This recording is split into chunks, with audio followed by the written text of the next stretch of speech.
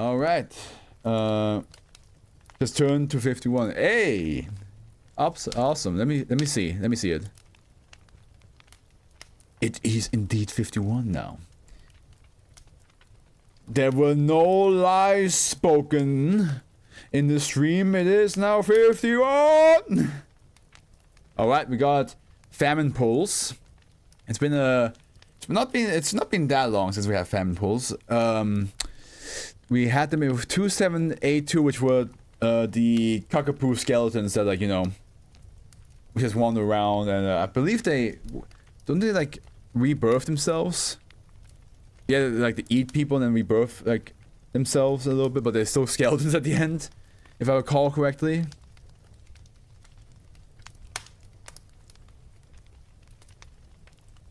But yeah, that was the last one we had from famine. Now we got Beholder. Beauty is an eye of the beholder. What the fuck is this? That's not... What in the hell? What the hell? Object class Euclid. Why does it look like an owl that's like lost too much weight? Special containment procedures. SCP-2862 is blindfolded at all times. SCP-2862 is contained in an empty and featureless 15 square meter room. The area is painted black and contains a small translucent perch and feeding bowl. The area is monitored at all times for visual aberrations. The feeding system is automated and deposits a live rat every 5 hours. In case of containment breach, SCP-2862 is to be tranquilized and blindfolded immediately. Mobile task forces are instructed to approach the entity and obstruct its view as best as possible, taking priority to obstruct the view of objects that could prove especially hazardous if transmogrified. Because beholder, they behold. No uploading for any snake or mirror SCP from me, of course not. I want to pet this SCP owl. Cool looking at. He looks skinny. He looks like, I like the almost like a bunny like ears, but he looks a little bit skinny to me. SCP-2862 observing a nearby object during its first day of containment. He's beholding.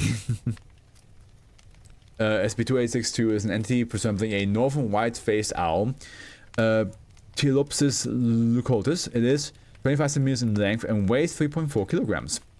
The entity behaves in a manner similar to the animal it resembles, showcasing typical cognition and problem-solving skills. SCP-2862 behavior might suggest that it has experienced its primary anomalous effects since hatching. I have to go back to Ireland, because in Ireland I did some falconeering at a hotel. And that was the coolest shit I ever done in my life. I have to go back and do that again. Like, holding a falcon on your arm, it unlocks something in you. It unlocks some sort of, like, hunter instinct, like... This is what I meant. This was, as a man, this is what I meant to do. All that's missing for me is also that I have a wolf next to me, and then... If that happens, if I ever have a wolf next to me and an owl in my hand, or a hawk, not an owl, sorry, a falcon. If I have a wolf next to me and a falcon in my hand, I would just be like, I am an unstoppable force.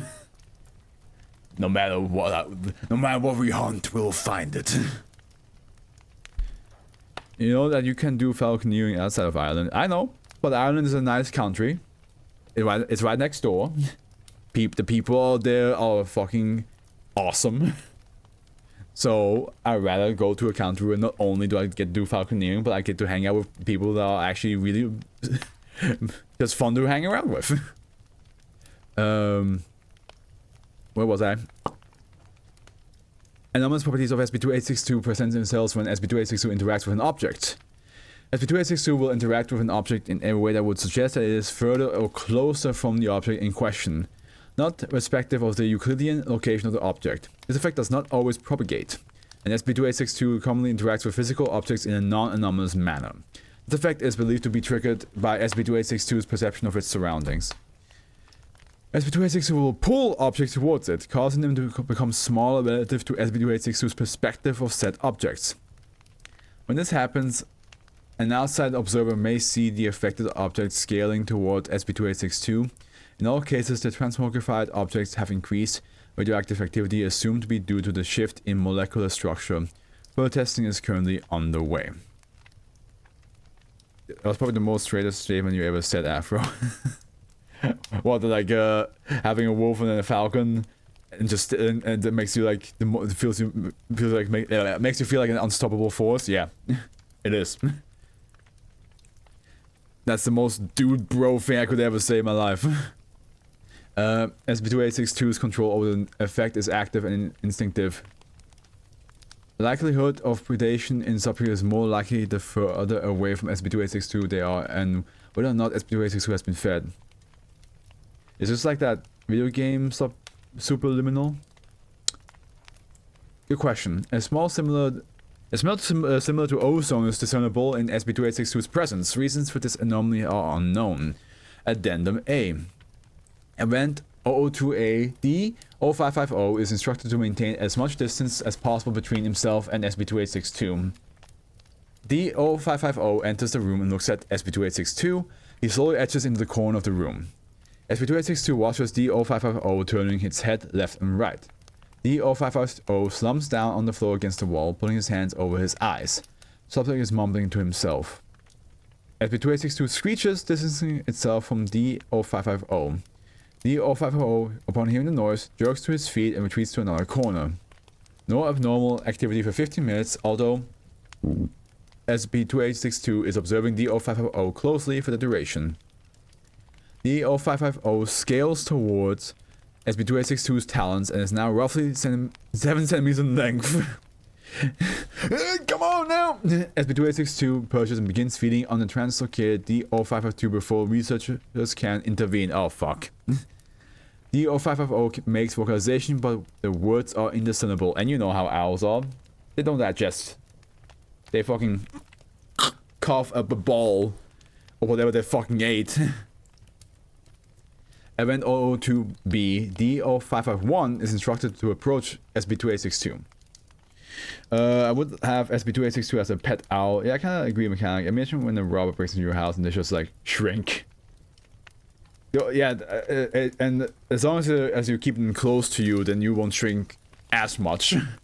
But at the same time, it would be awful if the owl decides to like fly around and then look at you and the robber at the same time, and you're like, no. Hey, bird. As D-0552 approaches SCP-2862. SCP-2862 retreats. Hey, come back! SCP-2862 assumes a defensive posture, spreading its wings. SCP-2862 begins bobbing and twisting its head. Big little guy. D-0552 moves to touch SCP-2862. SCP-2862 screeches and contracts its body. SCP-2862 squints. This fucker is cute! D-0551 begins screaming. D-0551's body appears to be slowly crushed vertically. D-0552 appears to be frozen in place and is lifted slightly off of the ground. SCP-2862's head and eye movement reflect this. Oh my god, he fucking squashed him. SCP-2862 twists its head 180 degrees. D-0552 revolves around SCP-2862, hammering into a wall. SCP-2862 sharply twists its head clockwise and counterclockwise several more times. SCP-2862 cleans its feathers. Okay. Fucking did like this, and the body of D-Class just like... Ooh. Hoo-hoo. Oh my god, that would be terrifying. Just a stomach acid that would kill you slowly. Is this D-Class mechanic? Yeah, this guy is cute. Hello there, small guy. Oh! But wait a minute. Xena,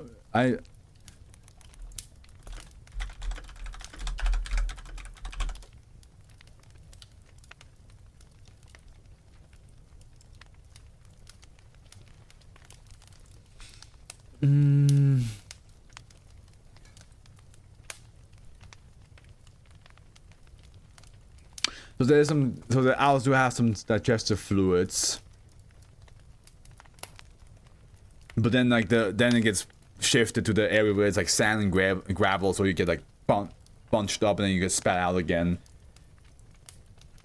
I told you I was a D-class. Yeah, he did say it.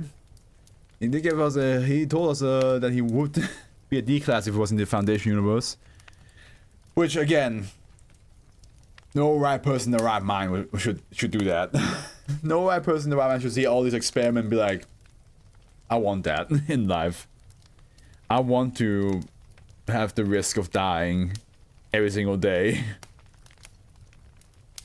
But yeah, mechanic is mechanic. What can we do?